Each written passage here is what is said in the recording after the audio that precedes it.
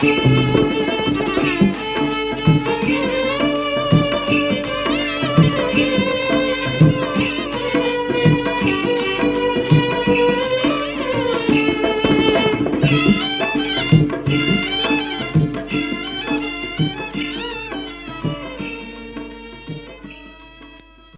दाना अन्न के भुइयां माँ अक्षय तृतीया के बिहान साल भर के लेखा जोखा पानी बरसा बछा के पतरा माँ मितान बढ़िया हुए खेती तुम्हार सुरक्षित रहे सदा पर्यावरण धरती माता कराए 16 श्रृंगार देवता मन ले मांगबो ऐसने वरदान। और आज के किसान वाणी सुने जमो संगी संगवारी मला दिलीप चौधरी के राम राम। एक संग संग शुरू हो गए संगवारी भारत सरकार के कृषि और किसान कल्याण मंत्रालय द्वारा प्रायोजित कार्यक्रम किसान वाणी। किसान और किसान वाणी सुनैया ददहो गर्मी चरम में हवे बहिर चारों कति भयंकर ले भयंकर डिग्री लेके ताप लेके किंद्रत हवे माझा में पानी गिर गे कारा कुचा गे ऐसने जिसे तवा तिपे तवा में पानी पर गे। अक्षय तृतीया में अन्न के पहली दाना अपन के इष्ट देव पितर मन के सुमरणा करके शुभ मुहूर्त में शुभ हाथ ले शुभ दिशा में मुठ परे हवे अन्न के दाना धरती माता के अचरा में पर गे। अब प्रभु ले प्रार्थना करबो कि आगू चल के हवा पानी पर्यावरण बढ़िया हो फिर ददा हो रवि के फसल घर को तिल लौटे बर तैयार हवे। ददा हो एकर बर बढ़िया ढंग ले स्वागत करे बर उचित भंडारण के व्यवस्था कराओ संग में संगी हो फसल कोई भी हो कोई भी मौसम हो बीज उपचार करके लगई हो तब भंडारण कैसे हो ही बीज उपचार कैसे करबो ये जिज्ञासा और समस्या घोले हावे। तुम्हार ऐसने जिज्ञासा ला शांत करे बर समस्या के समाधान करे बर आकाशवाणी रायगढ़ ई भाई अपन स्टूडियो में आमंत्रित करे हावे कृषि अनुसंधान केंद्र बोरदादर रायगढ़ और कृषि महाविद्यालय रायगढ़ के अधिष्ठाता प्राध्यापक पौध रोग विशेषज्ञ डॉक्टर अजीत कुमार सिंह जिला। तो स्वागत करो दादा हो आज के अवैया पहुना के ही डॉक्टर साहब हमरो के दिले आकाशवाणी स्टूडियो में आपके स्वागत हावे। धन्यवाद चौधरी जी। किसान दादा हो तो मन के स्वागत हावे फोन इन कार्यक्रम हेलो किसान वाणी में ई करले शुरू हो गए संगवारी आज के फोन इन कार्यक्रम जेकर नाम हावे हेलो किसान वाणी। किसान मन के सुख दुख के संगवारी आकाशवाणी रायगढ़ के प्रस्तुति हेलो किसान वाणी। सिंह सर बीच में श्रोता संगवारी को फोन आगे है पहले फोन ले जाए। हेलो जय राम का चौधरी भैया। हाँ जय श्री राम। अपन के नाम बताइए संगवारी। हाँ नान घाट कातलपुर ने बोला था भैया भाग सिंह राजपूत। हाँ तो शुरू नाम ला बतावा संगवारी भाग सिंह राजपूत। हाँ कौन विकास खंड में आते है? ये नवागढ़ विकास। स्वागत है फोन इन कार्यक्रम हेलो किसान वाणी रायगढ़ में। हाँ भैया। हाँ अब बतावा का हाल चाल है तुम्हारे खेती किसानी के भंडारण कौन प्रकार से करना चाहिए ओकरे बारे में बताते। कैसे कैसे कहानी समझ में आई? फसल भंडारण करे के समय आ गए हैं आप कहे भैया। अच्छा हाँ तो का फसल लगाए रहा अभी आप मन रवि में? हाँ भैया। हाँ का फसल रही आप मन कर अभी रवि में? अभी तोर गेहूं है चरा है और तोर राहर है भैया। अच्छा हाँ ये मन के भंडारण करे बर है। तो ठीक बात है चलो विशेषज्ञ ले पूछा था कि कैसे मला कतका ताप में सुखा लेना चाहिए और कैसे भंडारण करना चाहिए। सर ये मला डर बताइए कि कैसे अनाज के भंडारण करें मन सर। देखिए दो भंडारण की जो है प्रक्रिया है। एक तो जो है जैसे सूखे हमारे जो है बीज होते हैं जिसमें धान है गेहूं है चना है मटर है सरसों है और अरहर है। और दूसरा जो है जिसमें पानी की मात्रा बहुत ज़्यादा होती है जैसे हल्दी है अदरक है इन सब कुचई है इन सब का भंडारण अलग से किया जाता है कर। तो भंडारण करते समय इस बात का किसान भाइयों को विशेष ध्यान रखना चाहिए कि इतना सुखाएं उसको कि जब दाने को अपने दांत से दबाएं तो कट की आवाज आने लगे करके। हाँ उतना आप करिए करके। और भंडारण करने के लिए जो आजकल किसान भाई जो है उसको एल्युमिनियम की कोठियाँ भी हैं उसमें भी जो है उपयोग करते हैं भंडारण करने के लिए। और नहीं तो जो है बोरियों के माध्यम से जो है भंडारण कर सकते हैं। लेकिन ये इस चीज़ का विशेष ध्यान रखें कि जो बोरियां हों वो जो है अच्छे से कीटनाशी जो है दवा के घोल में डूबी हुई हों और उसके बाद सुखा करके कभी भी भंडारण को एकदम नीचे के स्तर से नहीं करना चाहिए। उसको उसके लिए कम से कम आधा फीट की जो है ऊंचाई तक किसी चीज़ को आपको जो है रखना चाहिए, जैसे गत्ते का कोई स्टैंड टाइप का बना हुआ हो, उस पर बना करके उसको रखना चाहिए। और एक मोटी मोटी बात में ये समझ में आई कि भंडारण जो बीजों का करते हैं उसमें 10% तक जो है नमी होनी चाहिए, इससे ज़्यादा नमी नहीं होनी चाहिए। ठीक भैया। 10% ज़्यादा नमी होने पर उसमें फफूंद कीट आदि की जो है समस्या बढ़ जाती है। दूसरा जो भंडारण जो हमने बताया हल्दी और अदरक का, तो इनमें जो है इनका भंडारण करने के लिए जो है आप कच्चे जो है संगवारी। हाँ भैया। हाँ तो समझ में आते। हाँ भैया। तो नमी ले कैसे नापिया, 10% माचिस से कि कैसे? हाँ भैया ठीक। सुना तो हाँ धान में नमी 10% माचिस करके कैसे जानी है गेहूं में? 10% चेक करे पड़ी सब पता भी नहीं। नहीं तो वही बात ला तो आप मतलब कहा तो संगवारी जो ना समझ में नहीं आते वाला विशेषज्ञ ले पूछा ना। हाँ तो चेक कौन प्रकार से करना है सर कि नहीं तो नमी बातें है बताइन जो सुखा रही दांत में चाबिया तक कट के आवाज करना चाहिए कहीं जो। हाँ ठीक भैया। हाँ तो मतलब ध्यान देता तो संगवारी। ठीक संगवारी, तो चलो जैसने बताए थे वैसने उपाय करिया। हाँ भैया ठीक, आप मतलब फोन करके बहुत बहुत धन्यवाद। धन्यवाद दिलीप भैया। हाँ सिंह सर, किसान संगवारी के फोन आगे अपन के बात ले रखना चाहते हैं सर। अभी जैसे कि गर्मी चरम में परत है और गर्मी के समय हवे, लेकिन अभी मांझा में पानी नहीं गिर गए सर। बहुत से राउर मैंने सुने बार मिलिस के कारा खोले माने गिरे है, तो ये अभी रवि के फसल में सर एकर का प्रभाव पड़ी? ये चर्चा ला करबो तेकर पहले श्रोता संगवारी के फोन है लगा थे कटगी से। हाँ सर देखिए अभी तो पूरा जो है कटाई गहाई मड़ाई पूरा हो चुका है करके। हाँ। खेत पूरे खाली हैं करके। हाँ। तो इसमें जो है बहुत ज़्यादा पानी बरसने से कोई नुकसान नहीं होगा। अच्छा। हाँ, और इसके लिए जो है बल्कि अच्छा ये है कि इस समय खेत की जो अकरस जो जुताई है अगर उसको कर दिया जाए तो उससे बहुत लाभ मिलेगा। अच्छा पानी पड़े भुइयां में तो मैंने अकरस जुताई माने किसान कर सके तो बहुत अच्छा सर। ये तो रबी में जैसे गेहूं दूसरा गेहूं है, मूंगफली है, दूसरा अनाज है मन के तो फसल होगी से बहुत से किसान मन के फसल अभी खेत में खड़े है, जैसे धान उनमन है और नहीं हो पाए तो इमे एक प्रभाव पड़ सकता है। हाँ, धान में प्रभाव पड़ सकता है क्योंकि अगर उनका पकने की स्थिति होगी और तो इस तरह जैसे गड़े आंधी तूफान माने चले है पूरा मैंने वो तो पटक दी सही। हाँ तो गिर गए होंगे करके।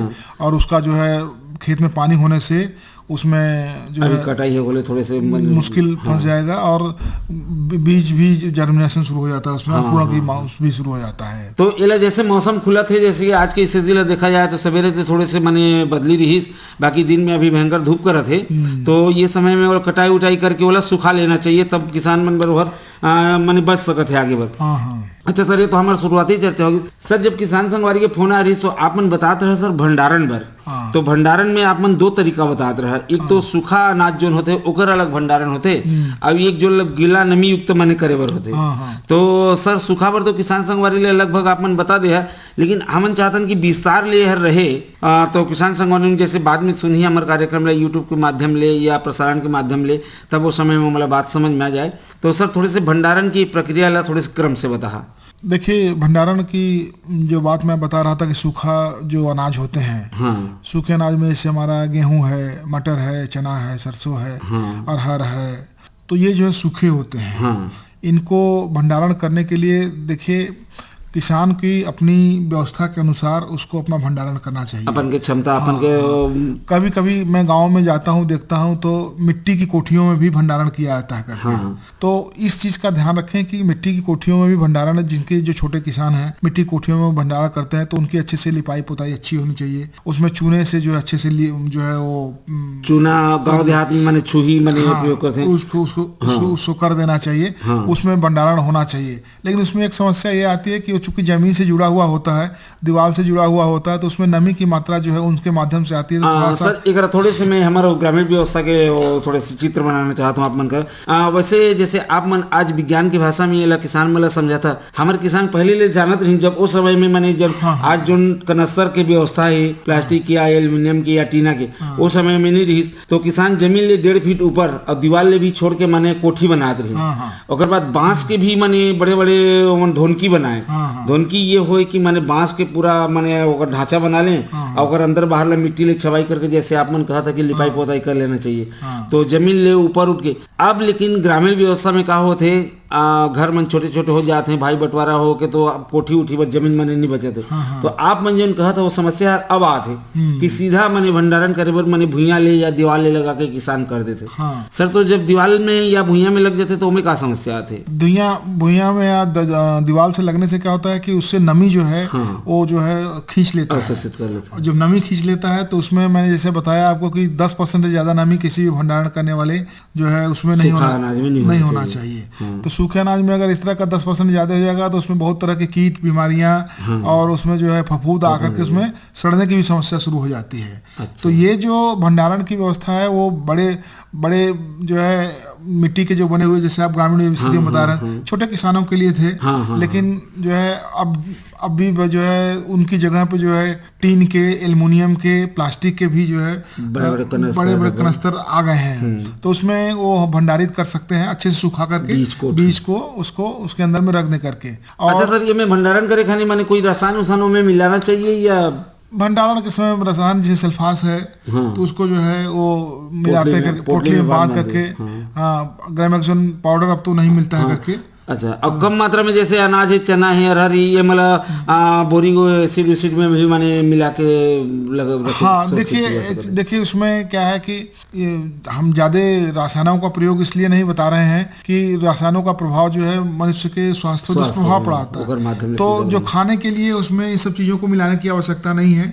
उनमें जो अब जैसे आपका दाल है तो दाल में जो है आप अगर भंडारित कर रहे हैं तो उसको अच्छे से जो है खाने वाला जो तेल होता है उसमें अच्छे से मिला करके उसको भंडारित करें तो उसमें जो कीट के जो अंडे होते हैं फिसल जाते हैं। वो उससे कीट के अंडे नहीं दे पाते हैं। ये भी मने होते सर, नीम के पत्ता भी मने नीम के पत्ते को भी सुखा करके आप डाल सकते हैं। और दूसरी चीज ये है कि अगर दाल को 2 पार्ट में फाड़ देंगे, अच्छा तो दल दिया जाए तो उसमें जो है कीटों की समस्या नहीं रहती है।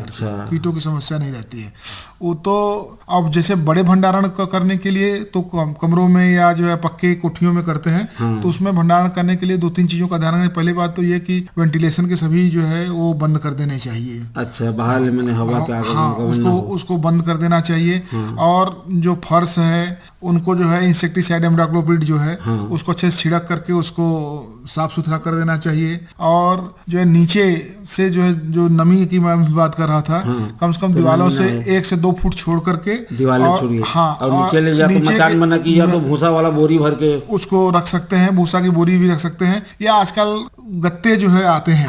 गत्ते का जो आता है में लगा जमीन के ऊपर संपर्क तोड़े जा सकते हैं। 1 से 1.5 फीट जो है ऊपर में उसको किया जा सकता है। तो उसमें जो है बोरियों में भंडारण उसमें करें करके जो है। और जैसे बड़े बड़े गोदाम जैसे FCI के गोदाम है, वेयर हाउस, तो उसमें तो धूम्रण की व्यवस्था करते हैं वो लोग। अच्छा, तो अगर अपने को भी बहुत बड़ा गोदाम में अगर रखना है तो उसमें धूम्रण की व्यवस्था करनी पड़ेगी। दूसरा चीज जो है मैंने गील जो जिनमें 90% से ज्यादा पानी होता है, जैसे अदरक है, हल्दी है, कुचई है, सूरन है, इनका भी किसान भाई भंडारण करते हैं। तो उनके लिए जो या तो कोल्ड स्टोरेज में रखें उसको, या तो कोल्ड स्टोरेज में नहीं रख पा रहे हैं तो उसको जो है अपने घर में जो है जो मिट्टी जो उसमें आप भंडारित करें, उसमें छाया होना चाहिए। और भंडारित करने के बाद उसमें जो है लिपाई कर देने की प्रक्रिया कर देने का जो है। अच्छा, जिससे जो है वो अंदर जो है अंदर में जो है उसमें नमी बराबर जो है बनी रही। क्योंकि ये जो पौधे हैं जो ये बीज जो है जैसे अदरक है, हल्दी है, या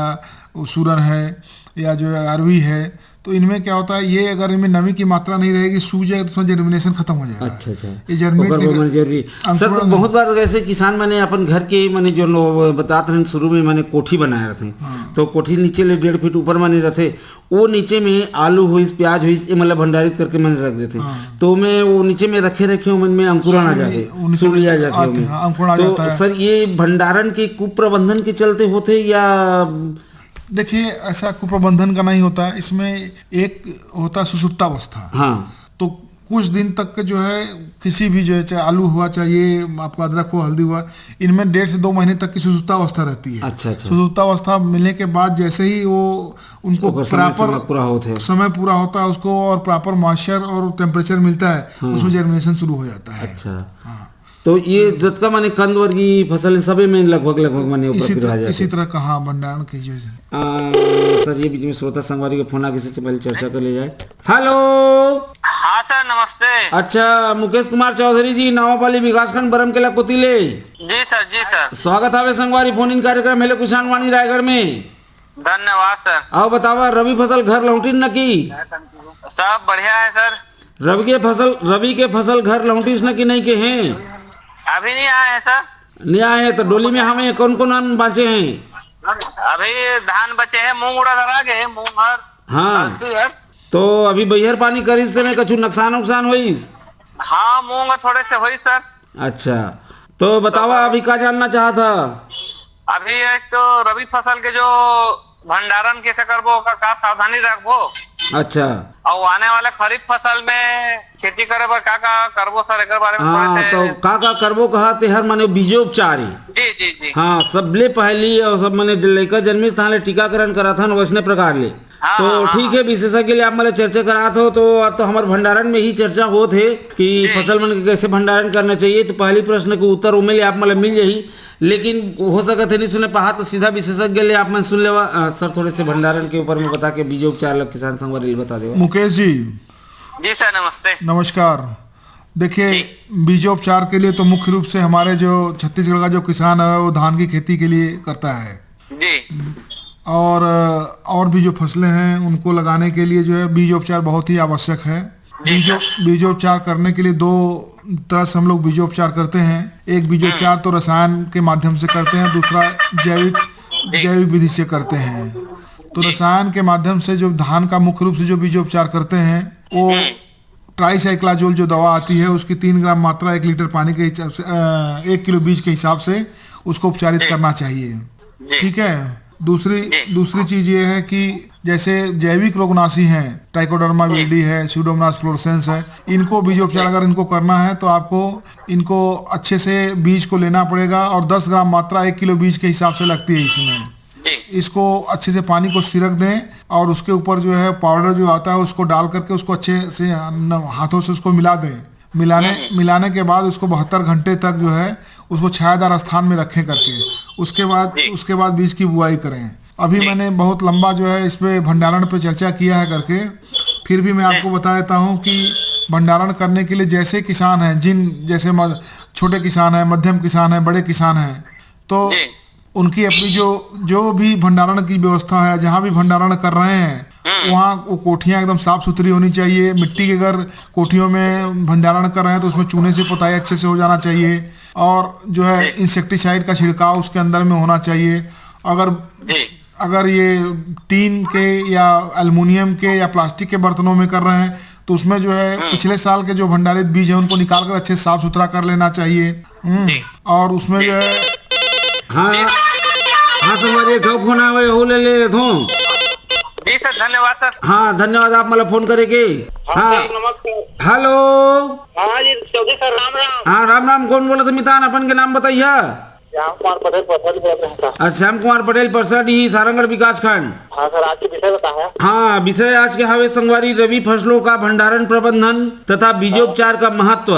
और संग में आज बैठे हैं हमारे डॉक्टर अजित कुमार सिंह, अधिष्ठाता प्राध्यापक पौधरोग कृषि महाविद्यालय कृषि अनुसंधान केंद्र बोईदादर रायगढ़ कोतिले।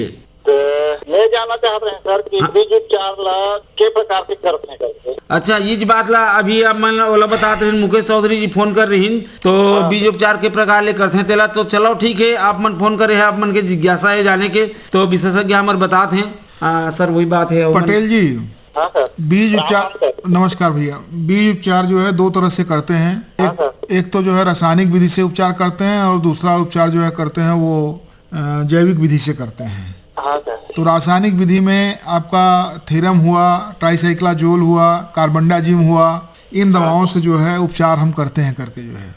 ठीक है, उसकी 3 ग्राम मात्रा 1 किलो बीज के हिसाब से उसको उपचारित करना पड़ता है। और जैविक विधि से जो उपचार होता है ट्राइकोडर्मा विल्डी या स्यूडोमोनास फ्लोरेसेंस का, उसमें 10 ग्राम मात्रा 1 किलोग्राम बीज के हिसाब से उसको उपचारित करते हैं। इसको उपचारित करने के लिए अपने बीज को अच्छे से नम कर लीजिए। नम करने के बाद ऊपर जो है उसमें जो है पाउडर का छिड़काव कीजिए और उसको अच्छे से मिला दीजिए और 72 घंटे तक छाया में सुखाने के बाद बीज को बोने की प्रक्रिया की जाती है करके जो है। सर वो ट्राइकोडर्मा और स्यूडोमोनास जो है तरल में है तो उसको कैसे करेंगे? तरल में नहीं है, उसको पाउडर फॉर्म में लीजिए। ऐसा सर? हाँ, उसको पाउडर फॉर्म में लीजिए करके तो जो है उसका अच्छा वो होगा करके जो है। जी सर जी। ठीक है। ठीक है संगवारी। ठीक है सर। हाँ ठीक, तो चलो अपन के माध्यम से श्रोता संगवारी वाला बात की जानकारी हुई। आप मला फोन करे के बहुत बहुत धन्यवाद। धन्यवाद सर। सिंह सर, थोड़े से ही करा मोर जिज्ञासा ये बना थे, अभी आप मन किसान संगवारी फोन करें तो कि मैंने आप मन बताते रहा कि बीज ला पहले नम कर लेवा, हाँ। ओकर बाद पाउडर लो में मिला लेवा। अब जब किसान संगवारी मैंने पूछिन कि मन ये मन नमी अवस्था में है, तो नहीं नमी वाला मतलब पाउडर वाला ला नहीं, तरल बोल रहे थे हाँ। कि तरल है मेरे पास जो है। हाँ, तो हम ये जानना चाहते हैं सर, बीज ला मैंने तेल उल डाल के मैंने वाला थोड़े से गीला करना चाहिए नहीं, या नहीं, पानी डाल पानी के? पानी से। तो पानी सूख जाए तो फिर वो पाउडर जो में लिपटे वो झड़ नहीं जाए? नहीं, पानी से ही करिए करके, एक बार पाउडर लिपट जाएगा तो उसमें फिर नहीं छोड़ेगा करके जो। ओकर बाद लेकिन एक चीज का ध्यान रखना है किसान लेकिन सूखा में वाला सुखाना है। हाँ, छायादार हाँ। छायादार स्थानों से सुखाना है, क्योंकि इसमें जो होता है वो जीव होता है। अच्छा। ट्राइकोडर्मा और सीडोनोस जीव होते हैं। हाँ। तो इन जीव को बढ़ने के लिए उस पर कम से कम समय चाहिए उसको। अच्छा। तो 72 घंटे में वो जो है वो फैल जाएंगे। अच्छा, अब बीजो उपचार करे कि बाद 72 घंटा के अंतर्गत वाला माने लगाना माने? हाँ। अच्छा, तो किसान संगवारी में ये बात के मैंने ध्यान रखना चाहिए। हाँ। अब सर हमार मैंने जो प्रश्न इसमें मैंने हम चलबो सर, ये भंडारण में किसान संगवारी जैसे आप मन बता था कि दवाई ववाई छिड़क के या जमीन ले ऊपर नीचे रख के मैंने ये चीज़ ले बचा लेते, लेकिन सर दीमक और चूहा दो ऐसे माने ये जीव है कि मतलब किसान संगवारी अपन के अनाज ले बचा पाए पर बहुत माने जूझते आज, तो एकर का समाधान हो सकत है? देखिए, चूहा को भी रोकने के लिए दीमक, देखिए दीमक तो वहाँ जहाँ आता है जहाँ पे जो है मतलब सूखी जमीन हो, सूखा जमीन में। हाँ, सूखा जमीन में हो। आप कभी कोई पेड़ पे भी आप देखते हैं दीमक सिर्फ उसकी छाल को खाता है। अच्छा। हरे पदार्थों को नहीं खाता, क्योंकि उसमें सेल्यूलोज की मात्रा कम होती है। अच्छा। सेल्यूलोज की मात्रा जहाँ पे ज्यादा होगी वहाँ पे दीमक आने का समस्या रहेगी करके जो है। अच्छा। अगर वो कोनो करा मैंने रुक के टहनी उनी सूखा उखा गिर जाते तो ओमे लगे रहते माने पूरा जमीन में नहीं लगे रहे, लेकिन ऐसे कोई मने रहते तो इसमें जो है दीमक की रोकथाम के लिए जो है क्लोरोपाइरिफास जो दवा आती है, क्लोरोपाइरिफास दवा का उसको अच्छे से जहाँ पे हम भंडारण कर रहे हैं वहाँ पर उसका छिड़काव कर दें करके। और रही बात जहाँ तक चूहे की, चूहे के लिए चूहे का ट्रैप आया है, चूहे की चूहेदानी है। हाँ। चूहा चिपकाए वाला पेड़ है। हाँ। पेस्ट भी बाजार में माने मिलत है, बिस्किट केक के रूप में भी माने मिल रहे थे। हाँ, वारफेरिन जो है। हाँ। तो इसमें इसको देख करके उसको करके आपको पूरा रेड प्रूफ बनाना ही पड़ेगा। अच्छा। इसीलिए भंडारण जो है पक्के घरों में सबसे अच्छा सुरक्षित माना जाता है करके। पक्का घर में तकर बाद ओकर दरवाजा और जो मन भी बने पूरा पैकिंग मने लग सके, तब मने सुरक्षित हो ही। समस्या माने एक पर भी मने ज्यादा दिखे मिलते सर। जैसे आप मन विशेषज्ञ मन बता था कि अनाज की मात्रा या भोजन की मात्रा जितकी ज्यादा होती चूहा उतकी ज्यादा अपन की संख्या माने परिवार की वृद्धि करते। अगर भोजन मिले की संभावना कम ही तो अगर परिवार में कमी होते, लेकिन भोजन अगर ज्यादा है, अनाज ज्यादा हो तो फिर चूहा की संख्या में माने ज्यादा होती। तो ये किसान संगवारी मन जैसे आप मन बताया था वही तरीका मतलब ये करना चाहिए। और पहले समय में तो जैसे धान उनला खरी उरी के रूप में बनाया तो नीचे में पूरा चूहा मने खोखला मने कर चुके रहे। किसानों में पानी डाल के या धूमन करके उसको चूहा मतलब मारत रहे। लेकिन मारे यह समस्या के समाधान नहीं हो पाते, मैंने अनाज तक पहुंचे जन एक भी उपाय मने होना चाहिए। सर बीच में श्रोता संगवारी के फोन है, फोन ले लिए। Hello hello. हाँ, कौन बोला था मितान? अपन के नाम बताइए। डबरा विकास खंड ले बोल रहे थे संगवारी। गांव के नाम बताओ, अपन नाम बताओ। गांव के नाम कोटमी है, वो नाम फागुदास है। फागुदास। हाँ हाँ, स्वागत है संगवारी फोन इन कार्यक्रम हेलो किसान वाणी रायगढ़ में। स्वागत है संगवारी। हाँ, अब बताओ संगवारी का हाल चाल है तुम्हारे खेती किसानी के? खेती किसानी ठीक है संगवारी। ये मैंने ये आमा तोड़ा पता है, अब माता में ना काने दवाई में भागी करके पूछा था संगवारी। अच्छा, अभी वही कर रहा पेड़ कर रहा का आमा के? आमा ला ना मैं माता के मारे सकत नहीं होता। नहीं ठीक है, मैं पूछत हूँ आप मन अभी पेड़ कर रहा का आमा कर रहा कि मैंने घर में है कहत हो? मैं पेड़ में हूँ, घर से हमारे घर में पेड़ है। हाँ ठीक है। सर ये मैं नहीं जानना चाहते हैं आम के पेड़ लाल चीटा जो मैंने रहते हमारे गांव देहात के भाषा में माटा मैंने कथन, तो ओकर प्रकोप बहुत ज्यादा है, ओकर चलते आम तोड़े नहीं पाते कहते कैसे आप मन के विज्ञान में कुछ कर ये है का? बहुत से गांव देहात में देखे मिलते वो धुर्रा ला मैंने सर धुल एकदम पाउडर धुल ला पूरा शरीर में लगा लेते तब ये माटा मने नहीं चढ़े, लेकिन और कुछ रासायनिक तरीका या कोई दूसरा तरीका? तो ये तो हाँ संगवारी।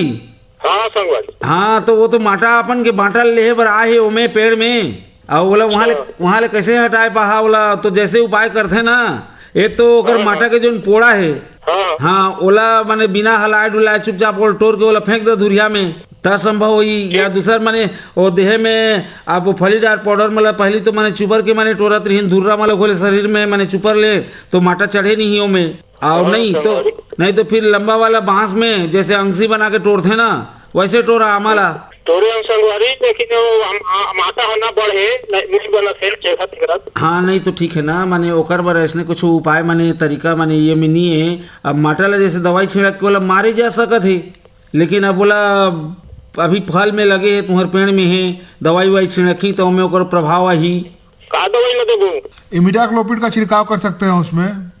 का दवा कहा? इमिडाक्लोपिड का। एमिडा? हाँ एमिडाक्लोप्रिड। ठीक है मितान। हाँ हाँ तो ठीक है मितान तो बने बने यहाँ अथान आमला टोरिया ठीक है संगवारी।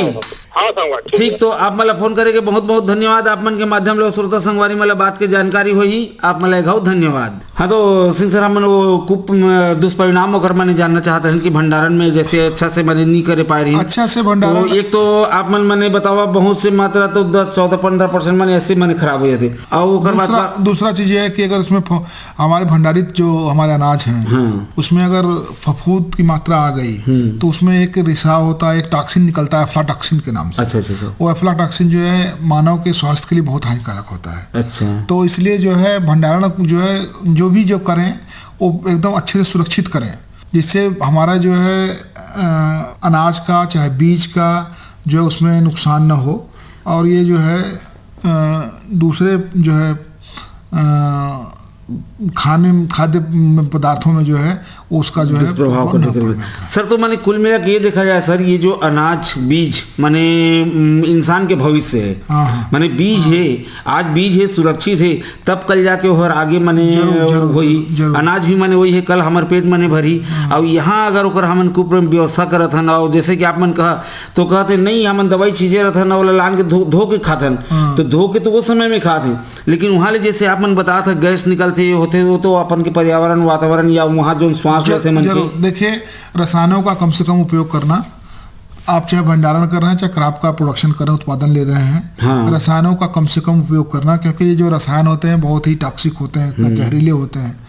हालांकि आजकल जो है 3 तरह के रसायन हो गए हैं। हाँ। उन रसायनों में जो है एक तो लाल रंग का होता है तो आजकल वो लाल रंग के रसायनों का जो है वो नहीं रह गया है तो लाल रंग के जो रसायन उनका उपयोग की कोई आवश्यकता नहीं है। तो हाँ तो सर ये मैं ये कहते रहे और एक बार मैं ये बात में जानना चाहते हैं बहुत से संगवारी मैंने ऐसे करते हैं जैसे घर में खाए बर भी आलू या प्याज 10-15 किलो लेके आ रहे थे। तो जो घर उमन की बेडरूम है मैंने सूते की कमरा है वो पलंग के नीचे में भी वो फैला कर रखते वहाँ भी वो प्याज आलू मन सड़ते और घर कमरा ला घुसे ले एकदम मैंने वो सड़े हुए बदबू मैंने आते थे ओकर गैस ओकर प्रभाव जरूर मैं बताया कि आपको ना कि जो है माइक्रोबियल एक्टिविटीज जो होते हैं जो हमारे जैविक जो हानिकारक जो है वो सड़ाने की प्रक्रिया में भाग लेते हैं। हाँ। तो उसमें से जो सड़ने के बाद उसमें जो है बहुत से ऐसी चीजें जो है उनके स्पोर्स हैं जो कि उड़ते हैं जिससे श्वास दमा की बीमारी हो जाती है। अच्छा मन के मैंने कथे कि मैंने तो बढ़िया खाए पी रहे रात में बढ़िया सोते नहीं बिहाने पता नहीं मुझे एकदम सिर चकराते है उल्टी लागत है दस्त होगी जरूर ये सब वही मन के प्रभाव मैंने उसके उसका जो है दुष्प्रभाव है शरीर में खुजली होते तो खुजली वो भी होकर मैंने हो सकते विषैला प्रभाव पड़ता है करके